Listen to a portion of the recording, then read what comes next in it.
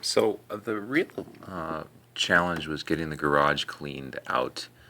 It had been a daycare, it had been storage for our business, it had been a half-assed man cave, and now getting it organized was really the big challenge. Next was picking a stand. I found one online, and if I can find it again, I'll leave the link to it so at least you have an idea what I was looking at for some of the details. I found this to be really very adequate.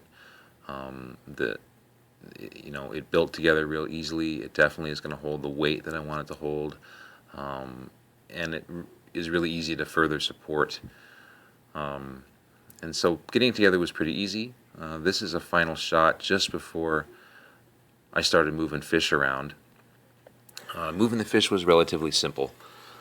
Just a matter of using some of the tank water, filling up a very large pail, bucket, container, whatever you like. Air stone, enough plants to give them coverage so they can feel nice and comfortable with what they're doing.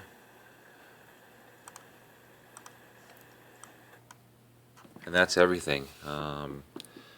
All pretty simple stuff. What I did to move that pail, I live on an island and we have no shortage of discarded body boards. So I keep them. I use them as dollies around the house. And it works really well. If I got to move a filing cabinet or, or something by myself, that comes in real handy. So at any rate, got the fish transferred out. The cichlids split the 55 with purple, in which they got themselves into some trouble. I had the rest of the fish go into the 37-gallon with the bulk of the filtration, and so that's how that set for a couple days.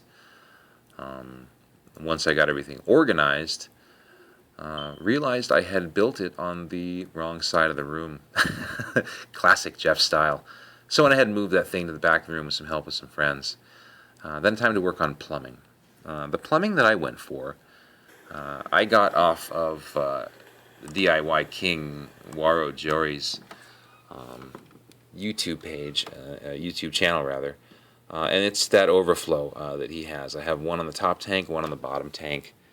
I did make some adjustments, obviously, because of the way the water has to run and the distance it has to run, but ultimately the design is the same. So, again, water pumps up top, overflows down into the bottom tank. Bottom tank then overflows into the main trickle filter in the back. Which I will maybe get into in more detail later. Filtration works. One thing I wanted to do after that was make sure it was anchored down. To do this, I had my son shimmy back there and drill some holes into the studs. Need a stud finder to find them. And then drilled some holes into the frame of the back of the tank. And then I had him secure these eye ringlets. And then connect chain between the two. Ultimately, pretty safe. I have 2 connections now. I'd like to add a couple more and disperse the weight should something ever happen. I don't expect it ever will, but that is something to think about. Then sand. I went to Miyake Concrete's a local concrete company and used the 16 grit blasting sand. They had a cool little display thing here. What I like about the 16 grit is that it has enough weight that it's not going to get sucked up in the intakes. I sped this up. If you would like a more detailed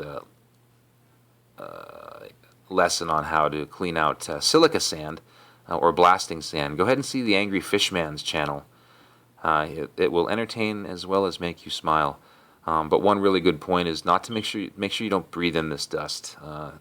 Basically it's glass dust, and you don't want it in your lungs, put real simply. So wash it out as well as you can.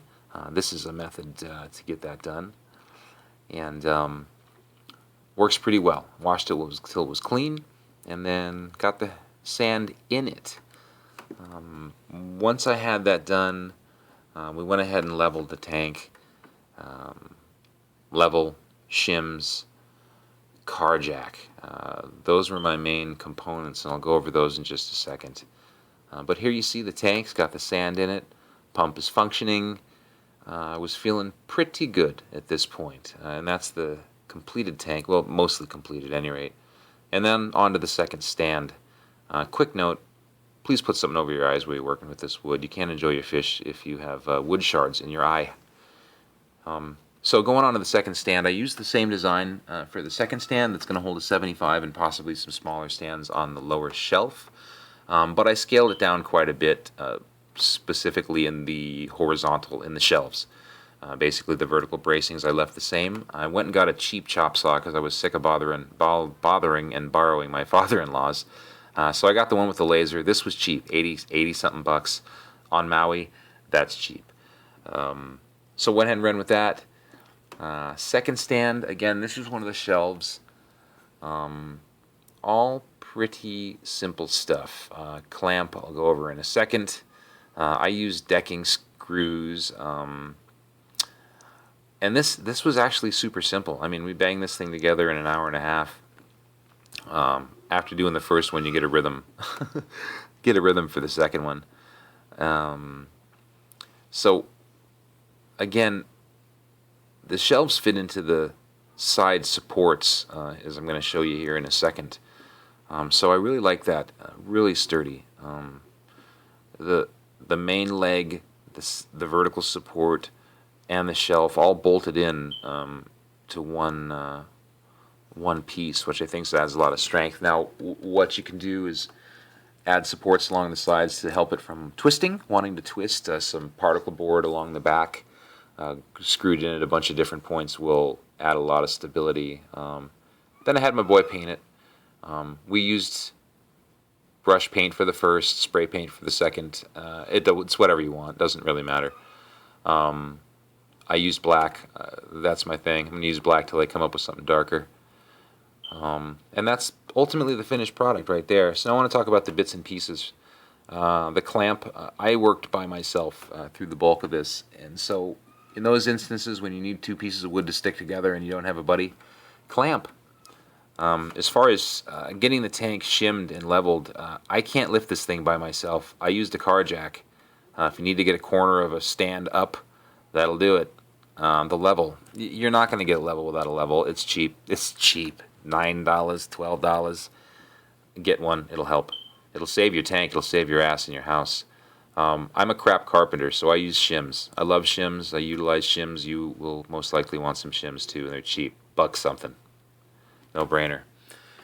Anyway, so this was my this is how I did it. I'm kitting this out a little later than some of the other videos, so I'm kind of behind, but I'm working on video editing, which I currently suck at. But I appreciate your time. I do have some other segments coming for this, short little bits and pieces, but this is the bulk of how I did it. Again, if you have any questions, feel free to leave them in the comment section below. You know, the same old story. Like, comment, and subscribe. Listen, I really appreciate your time. I appreciate you wasting time with my stupid videos. Again, I'll leave links below for anything that I think is applicable. And happy fish keeping, gang. Woohoo!